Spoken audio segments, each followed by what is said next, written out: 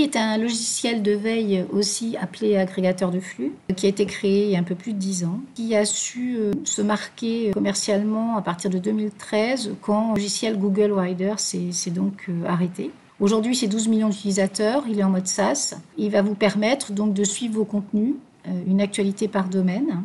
Il permet de trier et agréger des centaines d'informations. Aujourd'hui, il domine considérablement le temps passé à lire l'actualité.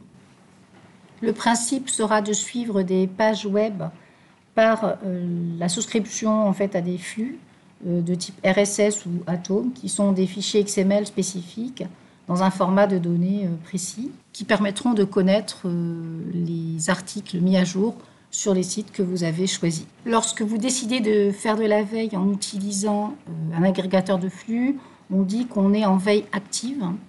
Donc la veille active, c'est quoi ? C'est une méthode dite push où vous automatisez en fait les sites par le biais des flux. Cette méthode permet un gain de temps, contrairement à la méthode pull qui, elle, consiste à faire des recherches à l'aide d'un moteur de recherche comme Google, par exemple. Après, vous êtes connecté sur le site feedly.com et après avoir créé votre compte, donc la version de base étant gratuite, il vous propose une interface qui est la suivante. Donc sur votre gauche, vous allez retrouver l'avatar de Feedly. Il sort en fait la page de démarrage qui peut s'appeler Today, donc aujourd'hui. Donc aujourd'hui, il vous sort les articles sur lesquels vous avez déjà créé éventuellement donc des flux RSS. Vous pouvez les avoir de plusieurs façons. Soit juste le titre, et là on est vraiment typique flux RSS. Soit mode magazine. Vous avez également mode carte, qui est peut-être le plus convivial en fait à lire. Et puis enfin le mode article view, qui est celui-ci un peu plus détaillé. Pour mieux comprendre l'utilisation du produit, je vais partir d'un exemple concret. Par exemple, de cette loi RGPD, Règlement général de protection de données. Je vais demander par le plus à gauche un nouveau flux. Je vais saisir RGPD, qui est donc l'acronyme de Règlement général de protection de données. Touche Entrée. Et là, il va déjà lui-même me chercher des sources possibles. Par exemple, je suis sur le NetExpert. Informatique mise en conformité RGPD. Donc, si le site vous semble intéressant, Follow vous permettra de créer un suivi sur ce site-là. Donc, vous pouvez également ajouter un nouveau dossier. New feed, c'est concrètement un dossier. Donc, je peux mettre New feed et marquer RGPD. Quel cas, tous mes flux RGPD pourront aller dans ce flux-là. Je sors aussi d'autres flux, il n'y a pas que celui-ci. Agence nationale de sécurité des systèmes d'information, donc l'ANSSI, ça peut être effectivement, à mon avis, une donnée très importante. Ça peut être un site intéressant lorsqu'on veut suivre le RGPD. Follow, on peut mettre aussi CNIL, puisque vous savez que la CNIL, quand même, c'est cette Commission nationale d'informatique et liberté qui est en lien avec le RGPD. Donc c'est très important de suivre la CNIL. Donc là, nous allons trouver, en faisant CNIL touche entrée, des actualités globales autour de la CNIL. Donc, même si ce n'est pas que RGPD, il est intéressant quand même, dans ce domaine-là, de suivre quand même la CNIL. Donc, c'est ça qui va être le plus délicat, c'est trouver vos objectifs et trouver les bons mots-clés liés de près ou de loin à votre thème de veille, en fait. Lorsque vous avez créé vos suivis, vous retrouvez sur votre gauche, en cliquant sur les trois traits horizontaux, l'ensemble de vos feeds, donc de vos flux.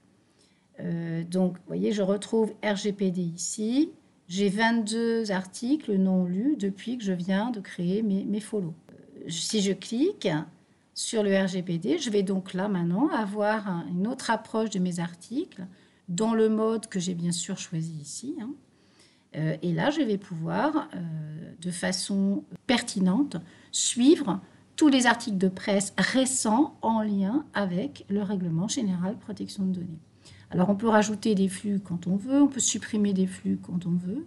Et si on veut garder un article, par exemple, intéressant, eh bien, vous pouvez par la suite, une fois qu'un article vous intéresse, visiter le site correspondant, bien sûr, et surtout stocker votre article en cliquant sur l'étoile, ici, Save to Board, ça veut dire que vous voulez garder l'article pour plus tard, tout simplement, pour pouvoir le synthétiser.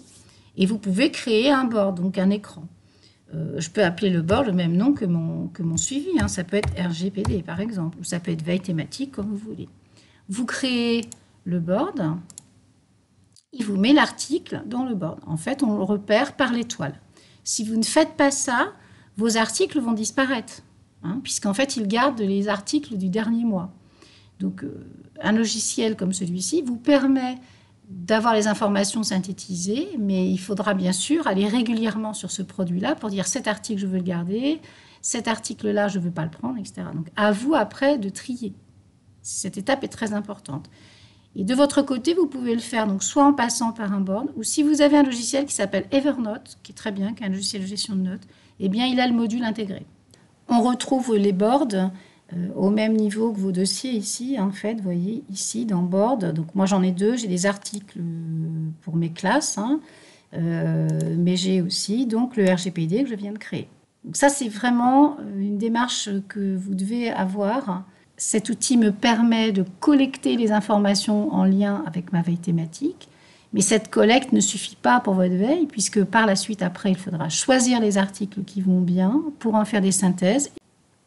Vous pouvez récupérer les flux RSS aussi par le biais d'un moteur de recherche. C'est-à-dire, là, j'ai par exemple saisi flux RSS Le Monde Informatique. Donc, je vais sur le site Le Monde Informatique avec directement les flux RSS qu'il propose. Donc, je clique.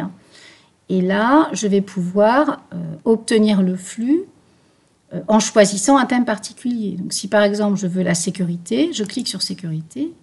Et voilà mon fichier XML, en fait. Copier l'adresse URL du fichier XML par un CTRL-C, de reprendre mon programme Feedly et dans la zone ici de recherche, je fais un CTRL-V, touche Entrée et il me reconnaît le flux.